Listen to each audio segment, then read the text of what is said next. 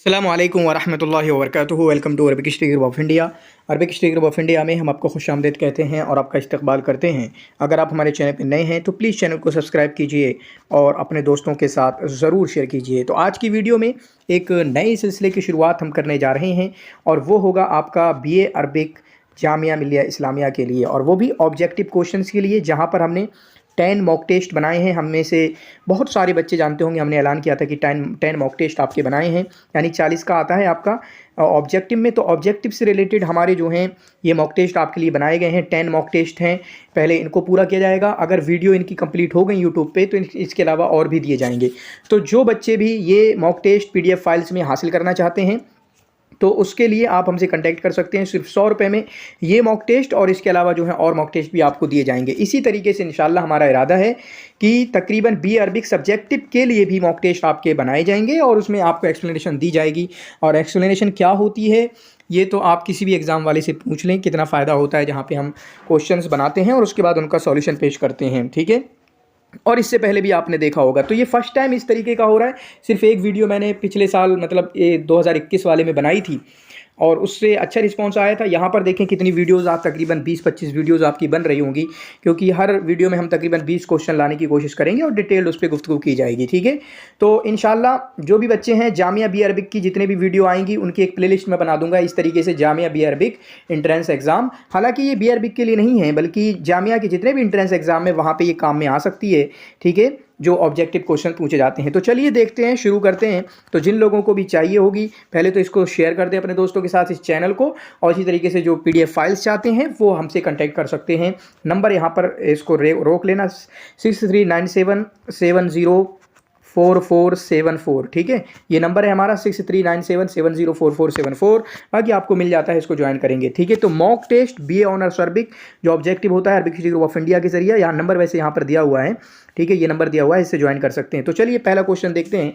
पहला क्वेश्चन है यहाँ पर, what was the official language of the Mughal court. Mughal court की, मुगल दरबार की, मुगल कोर्ट मतलब मुगल दरबार की जो सरकारी ज़ुबान थी, जो ज़ुबान वहाँ पर बोली जाती थी या लिखी पढ़ी जाती थी। ऑफिशियल लैंग्वेज आप कह सकते हैं जो कागजी ज़ुबान होती है, जहाँ पे जिनमें लेटर्स लिखे जाते हैं, जिनमें आपका जो आप अपने मदरसे में ही देख लो, किसी मदरसे में आपका उर्दू में वो निकालते हैं कि आज छुट्टी है, किसी में अरबी में निकालते हैं, कहीं पर इंग्लिश में निकालते हैं। तो जो कागजाती ज़ुबान होती है ये इस्तेमाल होती है, ठीक है, कोर्ट की, दफ्तर की, तो उसको जो है आपका कोर्ट की ज़ुबान बोला जाता है। तो यहाँ की कोर्ट की ज़ुबान कौन सी हुआ करती थी? तो पर्शियन जो है यहाँ के मुगल दरबार के कोर्ट की ज़ुबान होती थी। ठीक है, एक चीज़ और मैं करूँगा, हालांकि आपको पता है कि इस तकरीबन 6 सालों के 2016 से लेके 2022 तक के PYQs ऑब्जेक्टिव को मैंने बिल्कुल डिटेल एक्सप्लेनेशन दी है। लेकिन बच्चों को एक हो रहा है, बहुत सारे बच्चे हमसे बात कर रहे हैं कि जो ऑब्जेक्टिव की तैयारी कर रहे हैं BA अरबिक की, कि क्या पढ़ें क्या नहीं पढ़ें। देखें यहाँ से भी पता चलेगा क्या पढ़ें क्या नहीं पढ़ें, मैं बताता रहूँगा। ठीक है, देखें पहला क्वेश्चन ही देखें। और इसके अलावा गर्चे हमने उन PYQs की डिटेल्ड एक्सप्लेनेशन तो दे दी है, लेकिन मेरा इरादा है कि मैं उन 6 साल से फिर से गुफ्तगू करूं, और वहां पर एक्सप्लेनेशन देना मेरा मकसद नहीं होगा, बल्कि ये बताना मेरा मकसद होगा कि हम क्या क्या पढ़ सकते हैं। देखो क्वेश्चन से समझ के, क्योंकि सिलेबस में थोड़ी बातें लिखी होती हैं और उसके बाद PYQs से हमें समझ में आता है कि हमें किसकी कितनी डिटेल में जाना चाहिए। तो यहाँ पर देखो मुगल दरबार वगैरह, यानी आपको मिडिवल इंडिया जो है उसकी थोड़ी बहुत हिस्ट्री आपको मोटी मोटी जान लेना चाहिए। ठीक है, उसके बाद देखें वर्ल्ड्स लॉन्गेस्ट रिवर, दुनिया की सबसे लंबी नदी कौन सी है? दुनिया की सबसे लंबी नदी कौन सी है? तो यहाँ पर इसका जवाब होगा नील रिवर। ठीक है, कौन सा होगा? नील रिवर जो है दुनिया की सबसे लंबी नदी है, जिसके नील रिवर के बारे में आता है कि 6650 किलोमीटर है। कितनी है? 6650 किलोमीटर लंबी है आपकी नील रिवर। फिर उसके बाद दूसरे नंबर पर आती है आपका अमेजोन रिवर। अमेजोन रिवर दूसरे नंबर पर आती है, जो कि आपकी बन जाती है 575। ठीक है, बल्कि बन जाती है आपकी 6575। कितनी? 6575।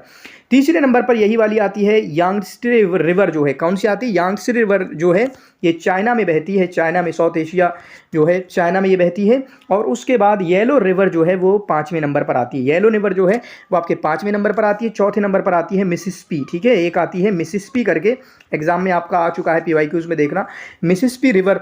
तो अब ये भी समझना है कि ये रिवर है ना। अभी यहाँ पे रिवर लिखा हुआ है, लेकिन कहीं होगा कि आप ओड वन तलाश करिए, येलो, नील, अमेजोन, यंगसे, तो आपको पता होना चाहिए ये नदियों के नाम है और बड़ी बड़ी नदियों के नाम है। ये 5 तो ये हो गई। ठीक है, उसके अलावा एक आती है पराना, आती है कॉन्गो, आती है अम्यूर, आती है। ये वर्ल्ड की सबसे बड़ी नदियों में से आती हैं। सबसे बड़ी नदी की बात करें, लॉन्गेस्ट रिवर की बात करें, उससे पहले एक चीज़ और मैं समझाता हूँ। ये है लॉन्गेस्ट रिवर कौन सी है? नील रिवर। लेकिन अगर मैं आपसे क्वेश्चन में पूछूं, बल्कि कमेंट में लिख देना भी, लार्जेस्ट रिवर कौन सी है? लार्जेस्ट रिवर, तो वर्ल्ड की लार्जेस्ट रिवर कौन सी बन जाती है? अमेजोन। कौन सी बन जाती है? Amazon river. ये कहाँ पर है अभी बात करेंगे। कौन सी बन जाती है? अमेजोन रिवर बन जाती है। इसको लिख लेना, इसलिए कह रहा हूँ कि इसकी फाइल ले लो और यहीं पे लिख लेना सारा, ठीक है। तो अमेजोन रिवर बन जाती है लार्जेस्ट। क्या मतलब है लॉन्गेस्ट का और लार्जेस्ट का, मैं समझाता हूँ। ये देखो, ठीक है, ये होगी आपकी लॉन्गेस्ट। लेकिन यहाँ पे देखो, ये देखो, ये होगी लार्जेस्ट। मान लो लॉन्गेस्ट का मतलब है कि लंबी है। लार्जेस्ट का मतलब है कि ज़्यादा रकबे में फैली हुई है, मतलब ज़्यादा रकबा घेरी हुई है। छोटी तो है, लंबी नहीं है उसके बराबर, लेकिन चूंकि मैंने इसकी चौड़ाई मोटी कर दी तो ज़्यादा रकबे में ये है ना, ज़्यादा रकबे में ये है, तो ये आपकी लार्जेस्ट बन जाती है। तो लॉन्गेस्ट कौन सी है? नील रिवर। और लार्जेस्ट कौन सी वर्ल्ड में? Amazon river. और अमेजोन रिवर ये है लॉन्गेस्ट में भी दूसरे नंबर पे आती है। और मैंने समझा दिया क्या मतलब है लॉन्गेस्ट का और लार्जेस्ट का। उसके बाद देखिए पहले नंबर पर आती है नील रिवर लॉन्गेस्ट में। तो नील नदी जो है वो आपका कौन से बहती है? मेडिटेरेनियन सी जो है वहाँ पर बहती है, ठीक है। और इसी तरीके से यहाँ पर नील रिवर में ही एक है लेक विक्टोरिया करके, जो इसका सूत्र बन जाता है, ठीक है, जो इसका मस्दर बनता है, मंबा बनता है, ठीक है। वो कौन सा? लेक विक्टोरिया करके है, ठीक है। ये कहाँ पर बहती है? आपका अफ्रीका में। कहाँ पर बहती है? अफ्रीका में। हमारे अरबिक कंट्रीज में इजिप्ट और सूडान से इसका मतलब है, इजिप्ट और सूडान के पास से बहती है, इजिप्ट और सूडान से। बाकी और भी कंट्रीज हैं, उनसे भी एक सवाल बन सकता है, लेकिन हमने अरबी को जोड़ दिया। उसके बाद अमेजोन रिवर की बात करें तो अमेजोन ये जो कि आपका साउथ अमेरिका में होती है, साउथ अमेरिका, ठीक है। ये इसमें भी देख सकते हैं कौन कौन से कंट्रीज आते हैं, सब साउथ अमेरिका में बहती है। और इसी तरीके से ये आपका हमने बताया लार्जेस्ट रिवर है। और इसी तरीके से अटलांटिक ओशियन में बहती है। कहाँ पर? अटलांटिक ओशियन में बहती है। उसके बाद ये तीसरे नंबर की यांगत्जे रिवर, ये आपका चाइना में, साउथ चाइना सी में, ठीक है, साउथ चाइना सी में। इसके बारे में इंटरेस्टिंग बात क्या है? किसी भी एक कंट्री में सबसे लॉन्गेस्ट रिवर है, किसी भी एक कंट्री में, मतलब सिर्फ एक कंट्री में बहने वाली सबसे बड़ी नदी है पूरी दुनिया में, सिर्फ एक कंट्री में। और इसी तरीके से एशिया की भी सबसे बड़ी रिवर है ये, ठीक है। एशिया की लॉन्गेस्ट है। लॉन्गेस्ट और लार्जेस्ट पता होना चाहिए आपको। तो एशिया की, ये पहली बात क्या, एशिया की लॉन्गेस्ट है। इसी तरीके से किसी एक कंट्री में, सिर्फ एक कंट्री में ये है। जैसे अभी आपको इंडियन नदियों की बात नहीं आई, लेकिन इंडियन नदी की बात मैं बताऊंगा कि इंडिया में सबसे बड़ी है वो कौन सी? गंगा है। लेकिन एक और उस पर भी आती है, ठीक है। वो क्या मतलब है उसका? जैसे एक और दूसरी नदी है, वो आपका है तो बहुत ज़्यादा, लेकिन इंडिया पाकिस्तान दोनों में बहती है। लेकिन वो नदी बताओ इंडिया की सबसे बड़ी नदी जो सिर्फ और सिर्फ इंडिया में सबसे लंबी है, सिर्फ इंडिया में बहती है। तो ऐसे ही जो यांगत्से रिवर है, किसी भी एक कंट्री में सबसे ज़्यादा लॉन्गेस्ट कोई है तो वो आपका यांगत्से रिवर है, ठीक है। इसको आप अच्छे तरीके से याद करेंगे। बाकी येलो रिवर भी आपका चाइना में बहती है, येलो रिवर भी आपका चाइना में बहती है। इसको याद करेंगे, तो ऐसी डिटेल में दूंगा, इसको याद करें। Find the odd one out, ठीक है, ओड वन होगा। तो इसमें जो अलग है वो बताइए। तो अलग है ब्रास। तो कॉपर जो है, टीन जो है, प्लाटीनियम जो है, ये तमाम के तमाम केमिकल हैं, लेकिन ब्रास जो है ये केमिकल नहीं है, बल्कि इन केमिकल जैसे जिंक वगैरह से बना हुआ होता है, ये कॉपर जिंक वगैरह से, इनको रंग देने के लिए आता है, रंगने के लिए, जैसे कॉपर को, टीन को, प्लेटिनियम, ठीक है, इनको रंग देने के लिए आता है जहाँ तक, ठीक है। इसका ये ब्रास इसका सही जवाब है, ठीक है। ऐसे ऐसे क्वेश्चन आपको आते हैं, आपने देखा है। फिर उसके बाद देखें क्विट इंडिया मूवमेंट, ये बहुत बड़ा टॉपिक है। इंडियन स्ट्रगल, ठीक है, इंडियन फ्रीडम मूवमेंट जो है, इंडियन फ्रीडम स्ट्रगल, जिनमें मूवमेंट वगैरह आपके छोटे छोटे बात डेट्स पूछी जाती हैं, बहुत ज़्यादा डिटेल नहीं पूछी जाती, तो वो डेट्स याद करना भी आपके लिए एक, ठीक है, मसला होगा। तो क्विट इंडिया मूवमेंट मतलब भारत छोड़ो आंदोलन। क्या मतलब? भारत छोड़ो आंदोलन, अंग्रेजों से मुतालबा किया गया, भाई साहब भारत छोड़ दो। कब कहा गया? 1942 में। कब कहा गया? 1942 में, जबकि दूसरी आलमी जंग अजीम चल रही थी। और वो तो पूरे हालात और असबाब आपको समझना पड़ेंगे क्या हुआ। तो उस वक्त इंडिया के लोगों को लगा हम इससे कहेंगे कि हम तुम्हारी मदद करेंगे, लेकिन आपको भारत छोड़ना पड़ेगा। इनको जरूरत पड़ रही थी हमारी कि इंडिया के लोग हमारा साथ दो जंग अजीम में। तो हमने कहा ठीक है साथ देंगे, लेकिन अब भारत छोड़ो, ठीक है, भारत छोड़ना पड़ेगा। तो उस टाइम पे 1942 में जो है भारत छोड़ो आंदोलन शुरू हुआ था। 1920 में, 1947 की अगर बात करें तो 1947 में तो हमको आज़ादी मिली है, और 1920 में जो है आपका भी मैं कई मूवमेंट्स वगैरह के नाम बताता हूं, तो आप कुछ याद कर लें। हालांकि आपको मॉडर्न हिस्ट्री में इसका पीडीएफ मिल जाएगा हमारे टेलीग्राम चैनल से। मॉडर्न हिस्ट्री का टेलीग्राम डाउनलोड, वो पीडीएफ डाउनलोड कर लें, इंशाल्लाह आपकी मदद हो जाएगी। तो 1905 में पार्टीशन ऑफ बंगाल हुआ, बंगाल को तकसीम कर दिया गया, ठीक है, जैसे वेस्ट बंगाल और ईस्ट बंगाल। ईस्ट बंगाल कौन सा है? आज का बांग्लादेश है ईस्ट बंगाल, ठीक है, ईस्ट बंगाल जो पाकिस्तान को दे दिया गया था, ठीक है। तो इसको क्यों बांटा गया? धर्म की सियासत की बुनियाद पे कि यहाँ पे ज़्यादा हिंदू होते हैं, वहाँ पे ज़्यादा मुसलमान होते हैं बांग्लादेश में, ईस्ट इंडिया में, तो इस वजह से धर्म की सियासत करते हुए इसको बांट दिया गया था, ठीक है, इसको बांट दिया गया था। 1905 में पार्टीशन ऑफ बंगाल हुआ था। 1906 में क्या हुआ था? तो 1906 में ऑल इंडिया मुस्लिम लीग, मुसलमानों की जो ऑल इंडिया मुस्लिम लीग है, ठीक है, उसको बनाया गया था, इसको याद करेंगे। और उसके बाद देखें, कभी हमने देखा था कि तकरीबन इन्होंने जिक्र किया कि 7 फ्रीडम मूवमेंट जो है वो गांधी जी के जरिए चलाई गई थी, जिनमें 7 को तो नहीं लेके आए लेकिन कुछ को लेके आए। जैसे चंपारण बिहार मूवमेंट थी किसानों के लिए, ठीक है, 1917 में ये चलाई गई। खेदा मूवमेंट करके थी गुजरात में, 1917 में ये चलाई गई।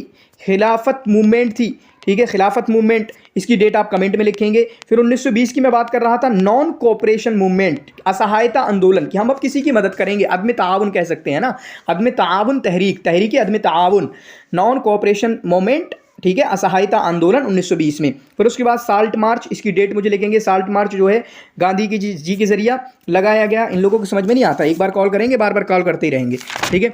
फिर उसके बाद देखें इंडियन नेशनल कांग्रेस। अब यही मसले होते हैं कि क्यों कॉल नहीं उठाई जाती है आपकी, ठीक है, क्या होता है, अब मैं वीडियो बना रहा हूँ, अब तो कॉल नहीं उठाऊंगा ना। फिर उसके बाद इंडियन नेशनल कांग्रेस जो बनी थी, वो कब बनी थी? इंडियन नेशनल कांग्रेस INC कब बनी थी? 1885 में। कितने में? 1885 में। इसी तरीके से गदर मूवमेंट एक हुई थी, गदर मूवमेंट करके, गदर मूवमेंट 1913 में। उसके बाद आपका सिविल डिसओबीडियंस जो है मूवमेंट 1930 में, सिविल, ठीक है, शहरी नाफरमानी। उसके अलावा आप जानते हैं कि 1857 के बाद 1947 तक ये वो टाइम है जब अच्छे अंदाज में अंग्रेज़ों ने हम पर कब्जा किया था, क्योंकि 1857 के बाद तो वो आपका मुगल हुकूमत थोड़ी थोड़ी मरी अंदाज में चल रही थी, लेकिन 1857 के बाद तो उन्होंने सब हर जगह कब्जा कर लिया था, हर अंदाज में कब्जा कर लिया था। तो वहाँ पर ही आपका जो बगावत कहते हैं, रिवोल्ट हुआ था 1857 का, वो कहाँ से शुरू हुआ था? मेरठ से शुरू हुआ था। उसके बाद 1905 में पार्टीशन ऑफ बंगाल और स्वदेशी मूवमेंट भी शुरू हुई थी। 1916 में, इन सबको लिख लेना, 1916 में जो है 1916 में होम रूल मूवमेंट शुरू हुई थी। 1919 में रोवलाइट, ठीक है, रोवलाइट जो है सत्याग्रह शुरू हुई थी 1919 में। तो ये आप अच्छे तरीके से याद करेंगे। अगला देखें, इसको मैं बताता रहता हूं और ये आपका PYQs में आ चुका है, लेकिन उसमें थोड़ी डिटेल थी। In which of the following countries, इन नीचे गए कौन से शहरों में? In which of the following countries, नीचे दिए गए इन विच, किस में? इन विच ऑफ द, नीचे दिए गए शहरों में या मुल्कों में, ठीक है, Arabic is the second official language, जहां पर अरबिक जो है, किन नीचे दिए गए कौन से मुल्कों में अरबिक उनकी पहली लैंग्वेज है? तो आप यहां से काट भी सकते हो, मोरक्को, कोमोरोस, मौरितानिया, ये तमाम के तमाम अरबी मुल्क हैं, अरबी मुल्क हैं। और अरबी मुल्क का मतलब क्या है? कि इनकी फर्स्ट लैंग्वेज ऑफिशियल लैंग्वेज है। तो आप क्या एलिमिनेटिव प्रोसेस से यूज़ कर सकते हैं। मॉरिटानिया नहीं होगा क्योंकि उसकी पहली है, कोमोरोस नहीं होगा क्योंकि उसकी पहली है, मोरक्को नहीं होगा क्योंकि उसकी पहली है, चैड होगा क्योंकि चैड जो है आपका अरबिक कंट्रीज़ में नहीं आता है, और इसी तरीके से ये आपका अफ्रीकन कंट्रीज़ में आता है, मुस्लिम कंट्रीज़ में आता है, OIC के मेंबर्स में से आता है। और इसी तरीके से इसकी पहली लैंग्वेज फ्रेंच है और दूसरी लैंग्वेज जो है अरबिक है। हम बताते हैं, अरबिक पहली लैंग्वेज है 22 कंट्रीज़ की, 10 अफ्रीका में है, 12 एशिया में है, जो अरब कंट्रीज आते हैं, जामियतुल अरबिया के, अरब वर्ल्ड अरब लीग के मेंबर्स जो होते हैं 22 कंट्रीज, ठीक है। उसके अलावा 2 कंट्रीज ऐसे हैं जिनकी अरबिक जो है सेकंड ऑफिशियल लैंग्वेज है। वो कौन से हैं? चैड जो कि अफ्रीका में है, और दूसरा आपका इसराइल है, ठीक है, इसराइल है। ये इन 2 की जो है ऑफिशियल लैंग्वेज अरबिक की है। इसराइल की पहली क्या है? हरब्यू, ठीक है, हब्रू जो आपकी अबरानी है, और उनकी दूसरी इसराइल की क्या है? अरबिक लैंग्वेज है। तो इसको याद करेंगे। मौरितानिया की राजधानी क्या है? कोमोरोस की राजधानी क्या है? मोरक्को की राजधानी क्या है? ये मुझे बताना, और बताना कि ये मौरितानिया, ये तमाम के तमाम कंट्रीज़ कहाँ पर आते हैं, अफ्रीका में आते हैं या एशिया में आते हैं? ये कमेंट में ज़रूर बताइएगा, इन्हीं को याद भी कर लेना, ठीक है। ये तमाम अरबिक कंट्रीज़ हैं, इनके बारे में याद भी कर लेना, कैपिटल, करेंसी वगैरह। विच of the following is the oldest movement? इनमें से विच ऑफ द फॉलोइंग, इनमें जो है कौन सा सबसे पुराना है, कौन सा सबसे पुराना है, ठीक है। तो ये आप में से बहुत सारों के लिए एक डिफ़िकल्ट क्वेश्चन बन सकता है, लेकिन आप देखें कि ताजमहल, कुतुब मीनार, ये मिडिवल पीरियड के हैं, जबकि अजंता केव्स और खजुराहो जो है, खजुराहो अजंता केव्स को कहेंगे जो आपका ये कहाँ का है? ये बिल्कुल आपका बहुत पहले का है, ठीक है, एंशियंट पीरियड का, और एंशियंट में भी बहुत पुराना है। और खजुराहो जो है वो आपका एंशियंट के ख़त्म होने के मिडिवल के शुरुआत का है, मिडिवल के शुरुआत का है। तो पहला क्या है? पहला आपका अजंता केव्स आ जाएगा, यानी सबसे पुराना क्या हुआ? अजंता केव्स सबसे पुराना है। फिर उसके बाद खजुराहो है, फिर उसके बाद आपका ठीक है, फिर कुतुब मीनार है, फिर ताजमहल है। मैं आपको सारी डेट्स बता देता हूँ, लेकिन उससे पहले आप सुनते रहिए। ठीक है, चलिए पहले मैं डेट बता देता हूँ। तो अजंता केव्स की डेट्स क्या हैं? 200 BCE, 200 BCE। ठीक है, करंट एरा से 200 साल पहले जो ये ईस्वी शुरू हुई है, इससे 200 साल पहले, आज कितनी चल रही है? 2023 चल रही है, तो 200 साल पहले मतलब आज से 2423 साल पहले। ठीक है, तो अजंता केव्स बहुत पहले पुरानी है। फिर उसके बाद खाजुराहो की बात करें तो खाजुराहो कब बन रहे हैं? 885, यानी पूरे 1000 साल बाद बनती है इसकी, 885 CE खाजुराहो।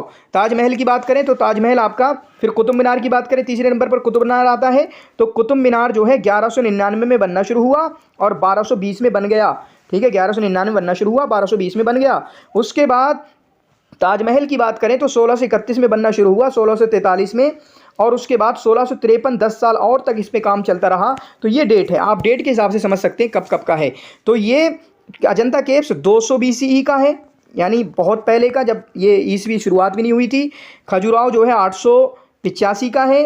कुतुब मीनार जो है आपका 1199 का है।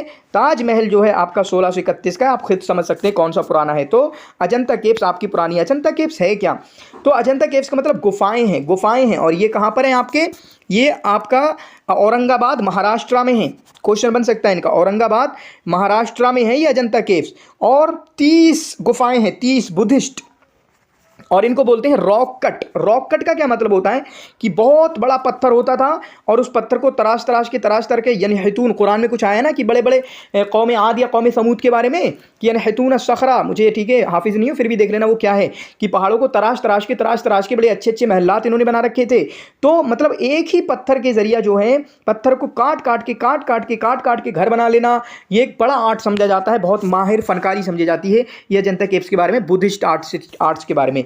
फिर उसके बाद खाजुराहो कहाँ पर है? तो खाजुराहो जो है आपका मध्य प्रदेश में है, MP में छतरपुर में। कहाँ पर है? MP में छतरपुर में। ये आपका यूनेस्को की वर्ल्ड हेरिटेज में आता है। तो यूनेस्को की वर्ल्ड हेरिटेज साइट्स इंडिया में कौन कौन सी, उनको याद कर लेना, 80-85 जितनी भी होंगी देख लेना, और उसके बाद लूसेंट में मिल जाएंगी, वरना आप ऐसे करके डाल देंगे तो आपको पूरी लिस्ट वहाँ पर भी मिल जाएगी। उनको चाहे PDF मिल जाए तो PDF डाउनलोड कर लो, या मिल जाए तो उसको देख लेना, क्योंकि ये मशहूर है और उनके बारे में आपको देखना भी होता है। यहाँ पर जो है खजुराहो में क्या है? खजुराहो में जो है आपका हिंदू एंड जैन टेम्पल्स हैं। कौन सी हैं? हिंदू एंड जैन टेम्पल्स हैं यहाँ पर। उसके ऊपर वाला अजंता केव्स में कहाँ थी? बुद्धिस्ट ठीक है, इबादतगाहें थी। और इसी तरीके से इसको टेम्पल्स को बनाने के लिए जो आर्किटेक्चर यूज़ किया गया है वो नगारा स्टाइल का यूज़ किया गया। ठीक है, कब बनाई गई? 1895 में, चंडेला डायनेस्टी के जरिया। किसके जरिया? डिटेल है, चंडेला डायनेस्टी के जरिया। लेकिन लिख लोगे तो कोई क्वेश्चन आपको हिला नहीं सकता, इवन CUT वगैरह सबके लिए मुफीद हो जाएगा। फिर उसके बाद देखिए कुतुब मीनार कब बना? हमने ऊपर क्यों कर दिया ये, कुतुब मीनार कब बना? तो कुतुब मीनार जो है ये भी आपका यूनेस्को की वर्ल्ड हेरिटेज साइट में आता है। इसी तरीके से दिल्ली के महरौली में है, 1199 में बनना शुरू हुआ और 1220 में बना। शुरुआत किसने की थी? तो शुरुआत की थी कुतुबुद्दीन ऐबक ने, और उसके बाद उसको मुकम्मल किया इल्तुतमिश ने। किसने? इल्तुतमिश ने इसको। और इस्लामिक आर्किटेक्चर और इसी तरीके से साउथ इंडियन आर्किटेक्चर दोनों को इसमें मिलाया गया है। साउथ इंडियन आर्किटेक्चर अलग है, बिल्कुल आर्किटेक्चर की बात अलग है। ठीक है, इसको याद करेंगे। फिर ताजमहल की बात करें तो ताजमहल जो है आपका आगरा में है, यमुना रिवर के, कौन सी नदी के? यमुना रिवर के। शाहजहां ने बनवाया था मुमताज़ महल अपनी बीबी की याद में, 1631 में बनाना शुरू किया, 43 में तकरीबन बन गया, लेकिन 10 साल और 53 तक काम इसमें चलता रहा। ठीक है, कौन थे इसके आर्किटेक्चर? उस्ताद अहमद लाहौरी। उस्ताद अहमद लाहौरी इसके आर्किटेक्चर थे, और मुगल आर्किटेक्चर में से ये आती है। उसके बाद देखें, which among the following Mughal emperors prohibited the use of तंबाकू। ठीक है, मुगल एम्परर में से किसने जो है आपका मना कर दिया कि आप तंबाकू का इस्तेमाल नहीं कर सकते हैं? तो उस टाइम पे बहुत तंबाकू की शुरुआत हुई थी भाई 1600 के आसपास, 17वीं सदी में। 1617 तक जो है तकरीबन 15 साल में बहुत ज़्यादा नशेड़ी लोग पैदा हो गए थे, जैसे अभी नशेड़ी लोग हैं। ठीक है, नशेड़ी लोग पैदा हो गए थे, तो जहांगीर ने फरमान जारी किया कि भाई साहब तंबाकू को हराम करा दिया, फरमान जारी किया कि तंबाकू को आप कोई नहीं खा सकता है। जहांगीर किस लिए मशहूर हैं? तो आपको क्या करना है, जैसे मुगल एम्परर हैं, दिल्ली सल्तनत में अलग अलग सल्तनत चली हैं, खिलजी चली हैं, ठीक है, इसी तरीके से तुगलक चले हैं, सैयद चले हैं, लोधी चले हैं, तो उनको आप देखेंगे और उनके जो मशहूर हैं उनके बारे में बात करेंगे। और हमने उस पर वीडियो बनाई है, आप मिडीवल पीरियड की वीडियो देखेंगे तो आपको मज़ा आ जाएगा। लेकिन उसमें करने का काम क्या है कि आप देखेंगे जहांगीर के बड़े बड़े काम क्या हैं, औरंगजेब का बड़ा बड़ा काम क्या है, फेमस, बस फेमस देख लो आप, चूंकि बच्चे हो ना आपके लिए तो उतना ज़्यादा डिटेल में जाने की ज़रूरत नहीं है। तो जहांगीर को अगर देखें तो जहांगीर जो है गोल्डन चेन ऑफ जस्टिस, अपने जस्टिस के लिए मशहूर हैं, गोल्डन चेन ऑफ जस्टिस के लिए मशहूर हैं। इसी तरीके से इनकी बायोग्राफी है, ऑटोबायोग्राफी तुस्के जहांगीरी के नाम से। ये आर्ट्स वगैरह को इन्होंने बहुत मतलब पैट्रोनाइज दी थी, उनको बहुत, ठीक है, मदद की थी कि आर्ट वगैरह को लाया जाए, ठीक है।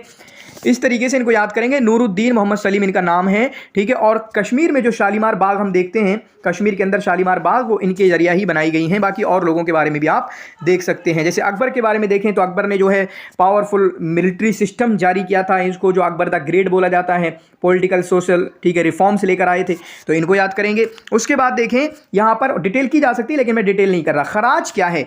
The most common tax during Delhi सल्तनत, दिल्ली सल्तनत के दरमियान खिराज नामी एक टैक्स हुआ करता था। वो क्या था? तो वो आपका एक एग्रीकल्चर टैक्स था, ठीक है। क्या था? एक एग्रीकल्चर टैक्स था जो कि लोगों की खेती पर लगाया जाता था, और तकरीबन 1/3 से लेके यानी 33% से लेके 50% तक, और जो फेमस है कि 50% लगाया जाता था। किसके जरिए शुरू कराया गया था? ये अलाउद्दीन खिलजी के जरिया, अलाउद्दीन खिलजी के जरिया, ठीक है। ऐसे करते हैं एक्सप्लेनेशन। आप PYQs की भी कर लेना, PYQs की कर लोगे इससे ज़्यादा फायदा होगा। और मैंने करा रखी है, उसकी वीडियो देख ले, उसके भी नोट बना लें। एक कॉपी बिल्कुल इसके लिए अलग बना लेना, क्योंकि 20-30 वीडियो आने वाली हैं। एक कॉपी इसके लिए अलग बना लो, और जो PYQs हैं उनकी एक्सप्लेनेशन भी लिख लो। बस वहीं से साहब पता है 30 क्वेश्चन वहीं से आ जाएंगे, मैं लिख के दे रहा हूँ। अगर मेरी PYQs की एक्सप्लेनेशन नंबर 1 6 वीडियोज़ हैं, और ये वीडियो जितनी आएंगी, सिर्फ अगर आपने इतना कर लिया तो सारे क्वेश्चन यहीं से फंस जाएंगे इंशाअल्लाह। बाबरनामा जो है किस लैंग्वेज में लिखी गई है? तो बाबरनामा आपका तुर्किश लैंग्वेज में, जिसको चगताई लैंग्वेज कहा गया, लेकिन उसको तुर्किश कहेंगे। तुर्किश लैंग्वेज में आपका बाबरनामा लिखी गई है। Nisar is an earth observation satellite jointly developed. Earth observation का मतलब कि ज़मीन को मुशाहिदा किया जाएगा। क्या किया जाएगा? ज़मीन का मुशाहिदा किया जाएगा कि ज़मीन पे जो क्लाइमेट है ये क्यों हो रहा है, इतना ठंडा कभी हो जाता है, इतना गर्म हो जाता है, ये अलग अजीब अजीब तरीके की चेंजिंग क्यों हो रही है। एक ऐसी सैटेलाइट है जो कि जॉइंटली मतलब मुश्तरका डेवलप की गई है दो लोगों के जरिया। एक इसरो है, इसरो मतलब स्पेस एजेंसी के नाम होते हैं अलग अलग। तकरीबन आज के टाइम पे 77 स्पेस एजेंसी हैं अलग अलग कंट्रीज की, आप देखोगे जाके 77 स्पेस एजेंसी है। मशहूर के नाम अभी हम बताएंगे। विच अदर, तो किसके? इसरो के जरिए। और इसरो कौन सी है? हमारी इंडिया की है। इसरो किसकी है? हमारी इंडिया की, जिसको बोलते हैं इंडियन स्पेस रिसर्च ऑर्गेनाइजेशन। सवाल आया था इसके कि इसरो का हेडक्वार्टर कहां पर है? तो दूसरी कंट्री के कौन से, ठीक है, किस और दूसरी कंट्री के जरिए इन दोनों को डेवलप किया जा रहा है? जापान की है जाक्सा, यूए की होगी मुझे पता नहीं, इसराइल की, और यूएसए की है एक आपका नासा। यूएसए की कौन सी है? नासा। तो स्पेस एजेंसी होती हैं। तो जापान की कौन सी है? जाक्सा मशहूर है, क्योंकि टॉप 7 या 5 को मैं लेकर आया हूं, उसको मैं बताऊंगा इंशाल्लाह कि टॉप कौन सी मानी जाती है। इंडिया में 4थे नंबर पे आती है इंडिया वाली, ठीक है। तो ये हो गया। तो निसार क्या है? निसार का फुल फॉर्म पहले तो देख ले, निसार बना कैसे है? नीसार। तो एन से क्या है? नासा, और आई से क्या है? इसरो, और उसके बाद सार, ठीक है, सैटेलाइट, ठीक है। उसके बाद आर जो भी बना होगा, लेकिन है नी का मतलब एन से नासा, आई से इसरो, और नीसार, ठीक है। ये बना गया है। ये एक सैटेलाइट है जो मतलब जमीन का मुशाहिदा करेगी, और इन दोनों के जरिया, मतलब इसरो के जरिया और नासा के जरिया। इसरो किसका है? इसरो इंडिया का है। स्पेस मतलब जो स्पेस वगैरह में क्या हो रहा है ऊपर जाके, ठीक है, चाहे स्पेस के बारे में या फिर ऊपर जाके इंडिया के बारे में, वो जो एजेंसीज काम करती हैं उनको आपका स्पेस एजेंसीज बोला जाता है। फिर उसके बाद आप देखें, मैं बताने की आपको कोशिश करूंगा कि पहले हाँ इसके बारे में देख लें, नासा के बारे में। पहले तो मैंने बता दिया नासा है क्या। ये आपका 2 जनवरी 2005 में लॉन्च किया जाएगा। ड्यूरेशन क्या है इसकी? 3 साल की ड्यूरेशन है। और कहां पर? सतीश धवन स्पेस सेंटर, ठीक है, सतीश धवन स्पेस सेंटर, वहां पर, ठीक है, इसको लॉन्च किया जाएगा। तो अब देख लें, यूएसए की कौन सी है? नासा है, जिसको नासा को क्या बोलते हैं? आपका नासा को क्या बोलते हैं? आपका national aeronautics and space administration. देख लेना, नासा का national aeronautics and space administration. उससे पहले आप देख लेते हैं टॉप की, सबसे टॉप की कौन मानी जाती है? नासा मानी जाती है। अब तरतीब से ही देख लेना, नासा मानी जाती है। नासा कहाँ की है? यूएसए की है। नासा की कब बनी है? 1958 में बनी है।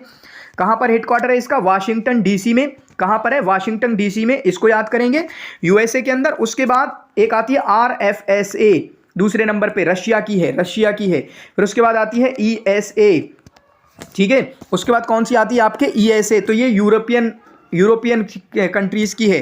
फिर उसके बाद आती है 4थे नंबर पे इसरो, ये इंडिया की है। इसरो के बारे में आपको क्या जानना है? तो इसरो के बारे में आप क्या जान सकते हैं यहाँ पर कि इसरो के माने क्या होंगे? Indian space research organisation. Indian space 1969 में बनी है। 1969 वो डेट है जब गांधी जी पैदा हुए थे।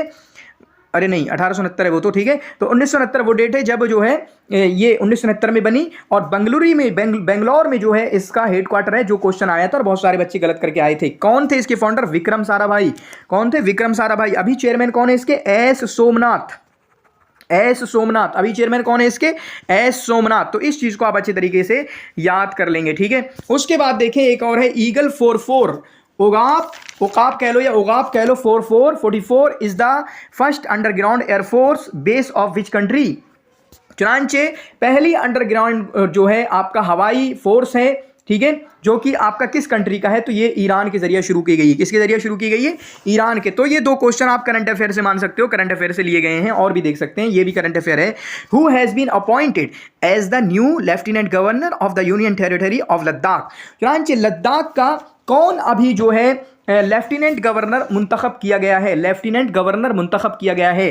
तो कौन मुंतखब किया गया? तो आपका डॉक्टर बीडी मिश्रा मुंतखब किए गए हैं। कौन? डॉक्टर बीडी मिश्रा मुंतखब किए गए हैं। उसके अलावा भी कुछ और मैं बताता हूं, ये आपका यहां पे हो गया, ठीक है, डॉक्टर बीडी मिश्रा। उसके अलावा जम्मू कश्मीर का कौन हो गए? जम्मू कश्मीर के याद कर लेना, मनोज सिन्हा मनोज सिन्हा हो गए जम्मू कश्मीर के, मनोज सिन्हा। उसके अलावा दिल्ली के कौन हो गए? विनय कुमार सक्सेना। दिल्ली के ये टेरिटरीज के हैं। टेरिटरीज कितनी है कमेंट में लिखना, यूनियन टेरिटरीज कितनी है, क्या मतलब होता है उनका, ठीक है। तो उनका मतलब होता है कि उनकी अपनी सरकार नहीं होती है, बल्कि जो हमारा सेंट्रल गवर्नमेंट है उनको हैंडल कर रही होती है, और वहां पर एक गवर्नर बैठा दिया जाता है, ठीक है, ठीक है, वहां पर गवर्नर बैठा दिया जाता है यूनियन टेरिटरी में। चुनांचे जम्मू कश्मीर जो है पहले एक स्टेट था, लेकिन उसको यूनियन टेरिटरी बना दिया गया, ठीक है। तो ये दो नाम मैंने बोले। जम्मू कश्मीर का कौन है? मनोज सिन्हा है, और ये सही जवाब क्या है यहाँ पर? Doctor BD Mishra. उसके बाद जो है आपका दिल्ली के कौन है? विनय कुमार सक्सेना। उसके बाद यहाँ पर एक नाम है गुलाब चंद कटारिया। एक नाम को देख लेते हैं, गुलाब चंद कटारिया, ये आपके आसाम के हैं, आसाम के। ये कहाँ के हैं? आसाम के। उसके अलावा केरला के दो मुसलमान नाम लेके आया हूं मैं। आंध्र प्रदेश के कौन है? जस्टिस अब्दुल नज़ीर, ठीक है, जस्टिस अब्दुल नज़ीर आंध्र प्रदेश के। और इसी तरीके से केरला के हैं आरिफ मोहम्मद खान। आरिफ मोहम्मद खान काफ़ी न्यूज़ में रहते हैं, उनको भी याद करेंगे। और यूपी के, हमारे यूपी के, ठीक है, आनंदी बेन पटेल, इनको याद करेंगे, ठीक है, यूपी के आनंदी बेन पटेल। अगला सवाल देखें, which word has been chosen as the word of the year 2022 by the Oxford English dictionary? चुनांचे कौन सा वर्ड, ठीक है, चूज किया गया है कि वो 2022 का वर्ड है? 2022 का कौन सी? ऑक्सफोर्ड इंग्लिश के जरिए, ऑक्सफोर्ड इंग्लिश डिक्शनरी। ये वर्ड काफ़ी अहम होता है क्योंकि अलग अलग जगहों से मुंतखब किया जाता है। तो ऐसे ही ऑक्सफोर्ड इंग्लिश डिक्शनरी के जरिए जो मुंतखब किया गया वो है गोबलिन मूड, ठीक है। कौन सा है? गोबलिन मूड, ठीक है, ये मुंतखब किया गया, इसको याद करेंगे, हर साल मुंतखब किया जाता है। यूके, फ्रांस और UAE extended support for which countries permanent membership of at UNSC. तो ये है क्या? United Nation Security Council. तो फुल फॉर्म याद करना, यूनाइटेड नेशन सिक्योरिटी काउंसिल। इसके कितने मेंबर होते हैं? कितने मेंबर होते हैं? 15 मेंबर होते हैं। तो इंडिया हमारा उसमें से परमानेंट मेंबर नहीं है। कौन नहीं है? परमानेंट मेंबर नहीं है। तो बात आई, इंडिया बहुत पहले से कोशिश कर रहा है कि हमें परमानेंट मेंबर मिल जाए, क्योंकि परमानेंट मेंबर के फायदे हैं। तो बहुत सारे लोग उसको सपोर्ट करते हैं। देखो यहाँ पे ये यूके, फ्रांस, यूएई, ये रिसेंटली बात है, वरना रशिया वगैरह ये सपोर्ट करते हैं, यूएसए वगैरह सपोर्ट करते हैं। सिर्फ चाइना अकेला है जो मना कर देता है और अपने वीटो पावर का यूज कर लेता है कि नहीं, इंडिया को परमानेंट मेंबरशिप नहीं मिलेगी। चाइना मना कर देता है। तो ये किसके बारे में है? ये इंडिया के बारे में है। किसके बारे में है? ये आपका इंडिया के बारे में, जहां यूके, फ्रांस और यूएई ने अपना सपोर्ट बढ़ाया है कि हाँ, इंडिया को परमानेंट मेंबरशिप मिलना चाहिए। How many permanent members are there in Security Council? तो सिक्योरिटी काउंसिल में कितने परमानेंट मेंबर होते हैं? तो कितने होते हैं? तो इतने 5 परमानेंट मेंबर होते हैं। कितने? 5 परमानेंट मेंबर होते हैं। कौन कौन होते हैं? आपके UK, USA, UK, UK, USA, उसके बाद फ्रांस और रशिया और चाइना।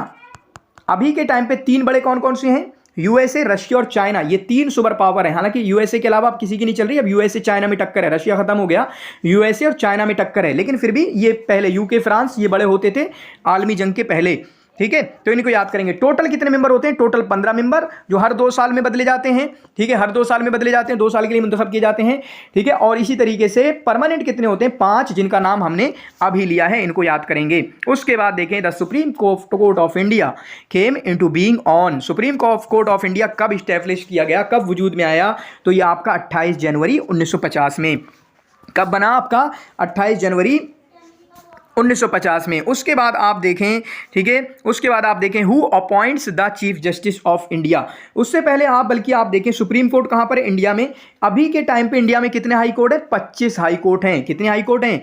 25 हाई कोर्ट हैं, जिनमें से 6 हाई कोर्ट जो हैं, दो मतलब 6 हाई कोर्ट्स डबल स्टेट के लिए काम करते हैं। डबल स्टेट के लिए मतलब एक से ज्यादा के लिए काम करते हैं 6 हाई कोर्ट 25 में से।